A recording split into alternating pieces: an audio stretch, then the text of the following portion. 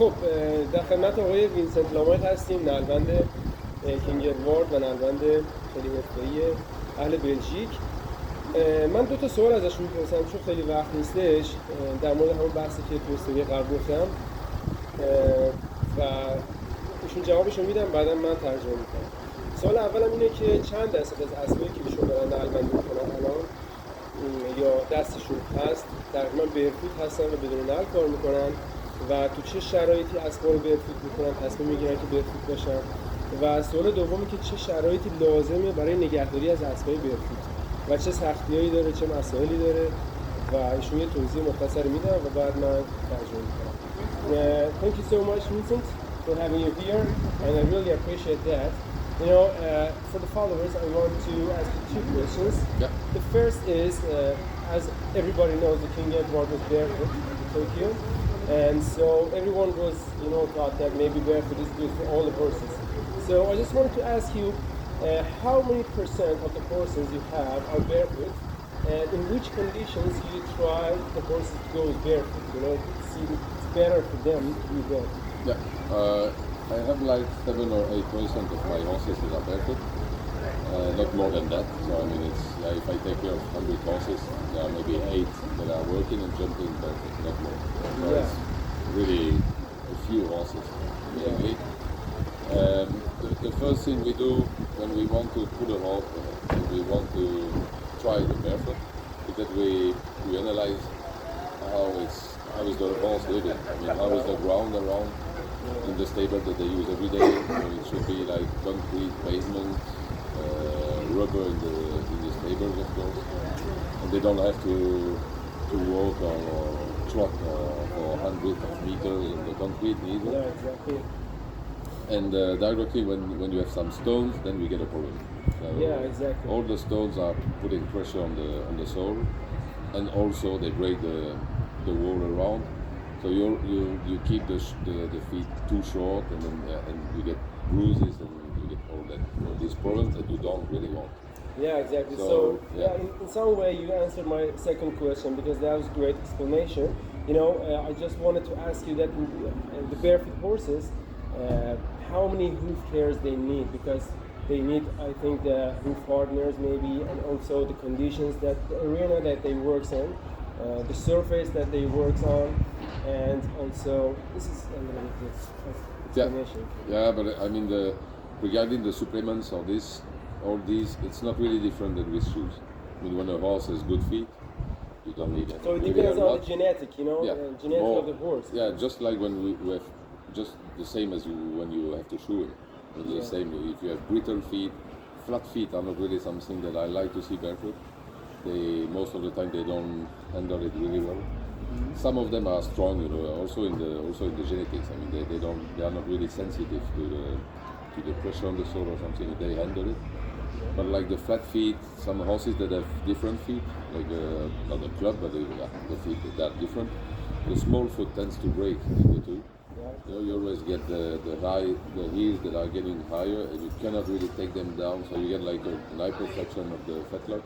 And then you get some problems also in these horses. So it's really not something for every horse, really not. Yeah, exactly. For some horses with strong feet, maybe they can try it, Yeah, you were talking about King Edward. He has really strong, good feet.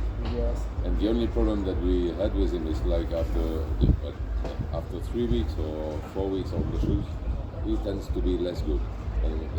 And we tried a lot of things, of course, before going barefoot. And blue on shoes, I think. After. But at that time when we get that problem, I mean, when we tried the barefoot, we realized that the only problem for him was the thickness directly. So when we were, of course, showing 8 millimeters, but we needed a pad. So it's directly like 11, when you do it as short as you can. As thin as you can, sorry, and then when the foot is growing, after 3 weeks, it's even too much. And that we realized that it was most of it for his fetlock, and he was really more free in the movement. And like that horse, for example, is really changing when we try to put something on his front feet. is the canter is different, so we cannot ride the same way as is doing usually. And the movement is better. Yeah, the movement is different. It's we will not explain everything like this, but the movement is different. The horse is different. Yes. And so the only way he's good is barefoot. And we had, even with him, we had some problems with his good feet. With his good feet, even with him, we had some problems that he could get a bit sensitive sometimes after the big shows. Not crazy sensitive, but it's a horse that we are used to see sound as crazy. So he's coming back from the big shows. You can put it on the lawn the day after, and he's trotting like a machine. Yeah. And he was not so much. And then we tried other stuff, but at the end, no, it's not sensitive. But also, something that I would like to say, if I can. Yes, of course. Additional, yes, exactly. Is that like we don't put the horses barefoot to get them sensitive on the pose. Some people are telling this and they trim too short, so the horses are getting sensitive. And it's something that we really don't do for that. So I would really, I really like to tell this. That is, all the barefoot is not the same way of trimming, of course. We have some different, even in the barefoot trimmers, as we call them, there are plenty of different styles. And what we do is just a simple trim, with a bit of rough in the front, leave some foot. We leave more Leave foot. some sole, maybe. Yeah, exactly. We leave the foot stronger than if we put shoes on. I mean, there's nothing really crazy about it, but when the horse are on the show and then you have to go from the box, from the stables to the paddock, you get a stone path, which is kind of common when they build something especially for a show. Then you have to put the boots on, so I mean the grooms have to put the boots on out when we get in the paddock back on. The surface have to be rubber from the stable to rubber or concrete. I mean concrete is fine. It's not too aggressive, so it's more like this asphalt that we call or like these pavements. This kind of thing is okay. Even when the concrete is a bit too stony and aggressive in surface, they always feel. Yeah. They can directly feel it. So yeah. Okay. Thank you so much. It's just needs the explanation for my friends. Yeah. So that's fine, and thank you so much. Thank you for your time, and I will go for the translator. Thank you very much. Thank you so much. Very nice. Thank you so much. Anybody in here? خب همونجوری که الان باشون صحبت کردم صحبتشون اول داشتم انجام بدم بعد ترجمه کنم چون می‌خواستم برن اینجا داور مسابقات اوپن بودن و